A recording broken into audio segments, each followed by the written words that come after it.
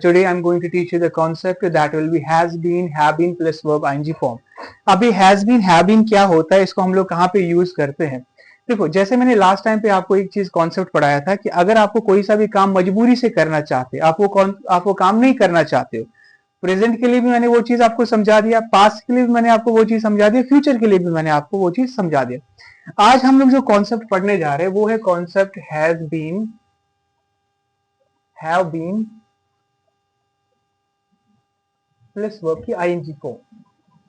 आज हमारा जो काम होगा वो आईएनजी फॉर्म के साथ होगा, has been, have been plus verb ING form.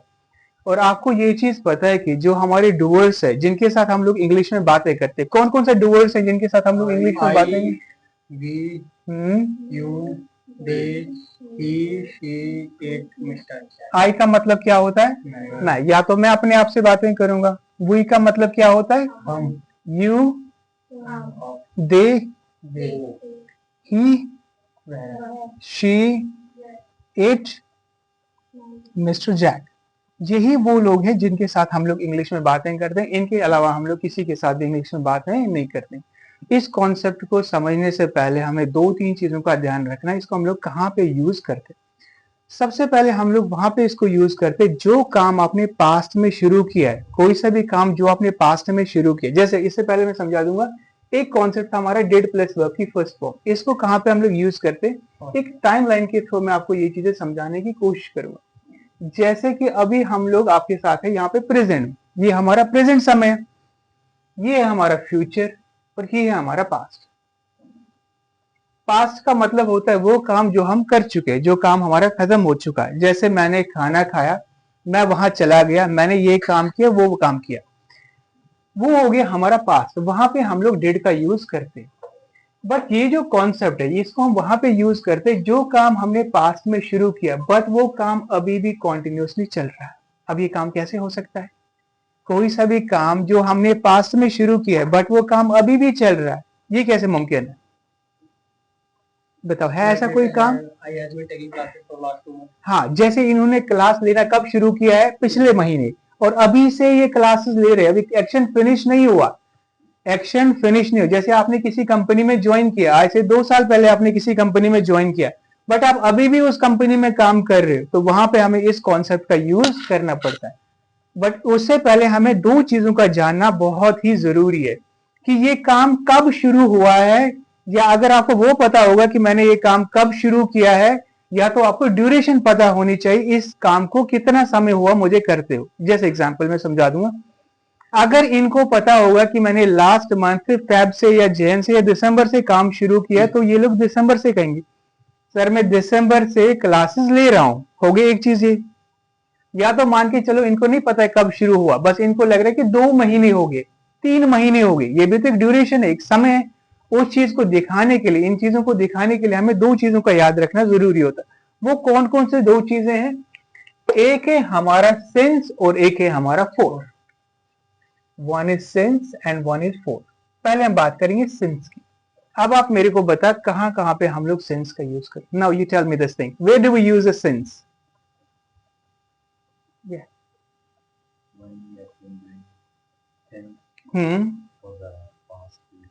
Past. Yeah, you tell me this thing. Where do we use since? I think there the duration is fixed, like since morning, since evening, since yesterday, something like that. What about you? Do you know this thing? Where do we use since? Huh? No. You don't know you? आप बताओ।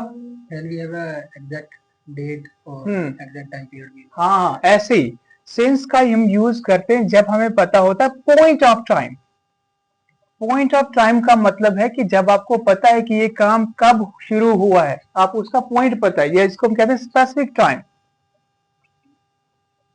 अब specific time क्या क्या होता है? Number 1 जैसे होगा day, आपको पता है वो कौन सा डे था, कौन सा डेट था, कौन सा ईयर था, कौन सा मंथ था, तो वहां पे आप लोग सिंस का यूज करोगे।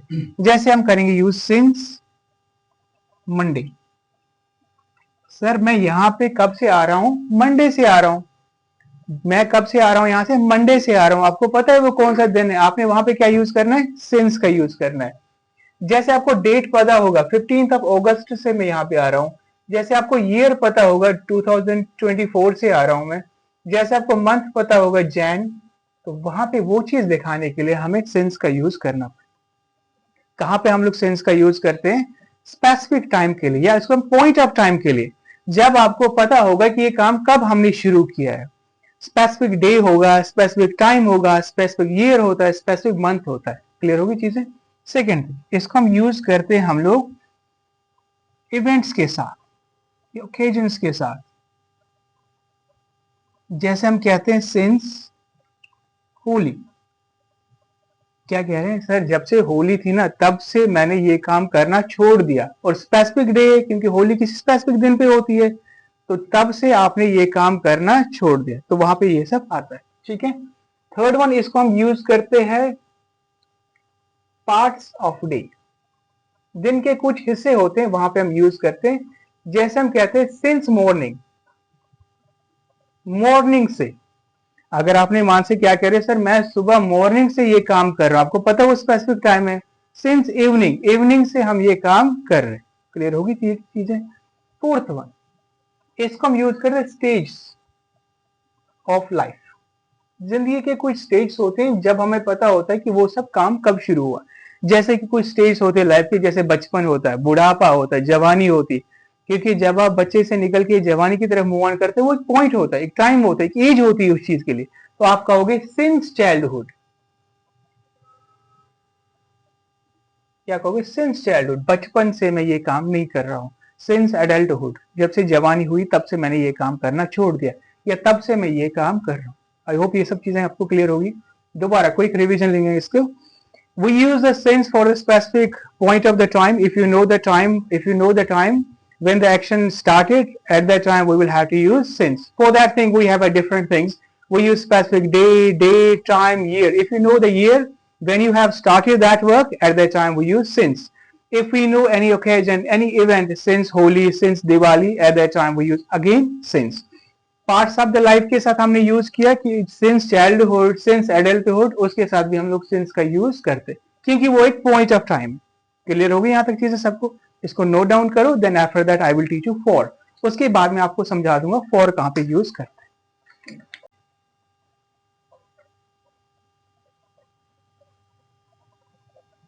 Now we are going to discuss where do we use for. अब हमें फॉर के बारे में जानना है कि फॉर कहाँ पे हम लोग यूज करते हैं। ये जो फॉर होता है इसको हम यूज करते हैं duration of time. Duration of time के लिए, यानी कि जब आपको पता होगा कितनी ड्यूरेशन होगी, लगभग 2 साल हो गए, 1 महीना हो गया, 10 दिन हो गए हमें ये काम करते हुए, at that time we use for. जैसे हम कहते हैं फॉर 10 डेज, 10 दिन से मैं ये काम कर रहा हूँ, 5 दिन से मैं यहाँ पे आ रहा हूँ, 2 साल से मैं इंग्लिश सीख रहा हूँ, 2 महीने से मैं इंग्लिश सीख रहा हूँ, at that time we will have to use a for. I hope सबको समझ में आ चुका होगा where do we use since and for. ये टाइम प्रेपोजिशंस होते हैं। सिंस हम लोग यूज करते हैं पॉइंट ऑफ टाइम के लिए, फॉर यूज करते हैं ड्यूरेशन ऑफ टाइम के लिए। शॉर्ट फॉर्म में इन चीजों को याद रखना है दोनों को। अगर आपको पता होगा कि आपका काम कब शुरू हुआ है, अगर आपको पता होगा आपका काम कब शुरू हुआ है पास्ट में, तो वहां पे आप सिंस का प्रयोग करोगे। अगर आपको नहीं पता होगा पॉइंट ऑफ द टाइम, आपको ड्यूरेशन पता होगा कितना समय हो गया आपको ये काम करते हुए, वहां पे आप लोग फॉर का यूज करोगे। होगी यहां तक चीजें क्लियर? चलो अब आप देख लो इसको हम सेंटेंस में कैसे यूज करेंगे, इसको हम इसके साथ हम लोग कैसे कैसे सेंटेंस बनाएंगे। सबसे पहले कॉन्सेप्ट जो इसके साथ यूज करना है वो करना has been, have been plus verb की आईएनजी फॉर्म। कभी कभार काफी सारे लोग इसके साथ जो मिस्टेक करते हैं, सबसे पहले मैं वो चीज समझाऊंगा। जैसा हम इसको यूज करते इज एम आर के साथ, I am playing cricket for 2 hours, मैं 2 घंटे से क्रिकेट खेल रहा हूं। हमें ये अच्छा लगता है कहने में भी, क्योंकि हमने सुना भी ये चीज। बट ये जो काम है ये कॉन्टिन्यूअस रहती है, प्रेजेंट कॉन्टिन्यूअस टेंस है। इसके साथ हम लोग टाइम नहीं मेंशन करते। अगर हमें अपना टाइम मेंशन करना होता है कि ये काम कब शुरू हुआ है, कब से चल रहा है, उसके लिए हमें सिंस और फॉर का प्रयोग करना पड़ेगा। सेकेंड थिंग, उसके लिए जो कॉन्सेप्ट बना है वो है has been, have been plus verb की आईएनजी फॉर्म, जिसको हम प्रेजेंट परफेक्ट कॉन्टिन्यूअस कहते हैं। यस, क्लियर होगी चीजें? इसके साथ हम लोग इसको यूज करते हैं, क्योंकि ये जो एजएमआर होता है ये प्रेजेंट कॉन्टिन्यूअस टेम्परेरी एक्शंस दिखाता है। बट हमें क्या दिखानी है? हमें वो एक्शन दिखानी जो पास्ट में शुरू हुई है बट वो अभी भी कॉन्टिन्यूअस चल रही है। अब ये जो ऊपर वाले सेंटेंस है, ऊपर वाले सब्जेक्ट्स है, इनके साथ यूज करते हैव बीन, और नीचे वाले लोगों के साथ हम लोग यूज करते has been. Once again, I'm just going to tell you this thing. As today, I'm going to teach you the concept. The concept is has been, have been plus ing form of the verb. यानी हमें ing form का use करना पड़ेगा इसके साथ. Second thing is has been and have been. जो subjects हमारे I, we, you, they, इनके साथ हमें have been का यूज करना पड़ेगा. और जो सब्जेक्ट्स ही, शी और मिस्टर जैक है, इनके साथ हमें हैज बीन का प्रयोग करना पड़ेगा. कहाँ पे यूज करते हैं? कोई सा भी काम जो हमने पास्ट में शुरू किया और वो काम अभी भी चल रहा है, अभी भी वो कॉन्टिन्यूअस है, वो दिखाने के लिए हमें सिंस और फॉर का यूज करना पड़ता है. अगर आपको पता होगा ये काम कब शुरू हुआ है तो सिंस का प्रयोग करोगे. If you don't know, at that time we will have to use for. Now we are going to make the sentences just like we will make the positive sentence. सबसे पहले मैं आपको कहूंगा कि मैं इंग्लिश 2 साल से बोल रहा हूं. कब बोलना शुरू किया मैंने? 2 साल पहले, बट अभी भी मैं इंग्लिश बोल रहा हूं. कैसे बताओगे? जैसे मुझे आई के साथ बात करनी, आई आएगा, फिर उसके बाद हैव बीन का यूज करना. I have been speaking, verb की ING form. I have been speaking English. उसके बाद सिंस या फॉर आएगा. दो में से एक लगाना जरूरी है. या तो सिंस होगा या तो फॉर होगा. ये डिपेंड करे एक्शन पे. अगर आपको पता होगा कि पॉइंट ऑफ टाइम है तो सिंस लगाओगे. अगर आपको पता है कि ड्यूरेशन ऑफ द टाइम है, यू विल यूज फॉर. जैसे हम कह रहे हैं I have been speaking English for 2 years. मैं 2 साल से इंग्लिश बोल रहा हूं. अगर इसी को हम कन्वर्ट करेंगे, मैं 2023 से इंग्लिश बोल रहा हूं, कैसे कहोगे फिर?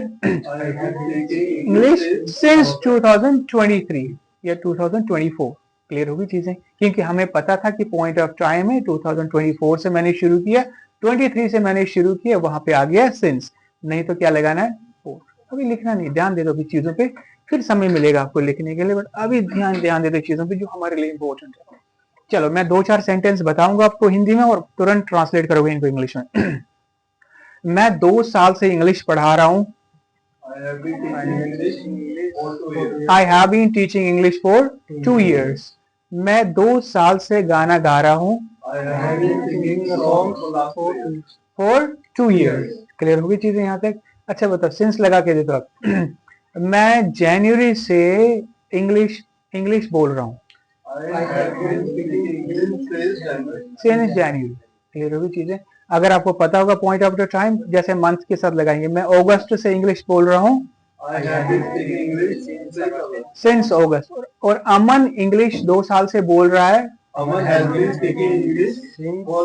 2 years.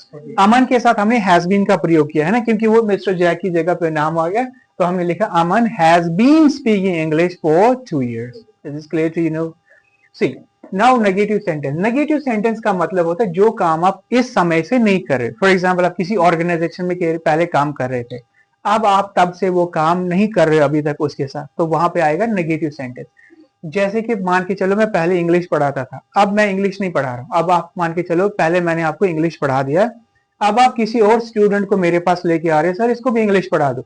मैंने कहा भैया मैं 2 साल से इंग्लिश नहीं पढ़ा रहा. क्या आएगा?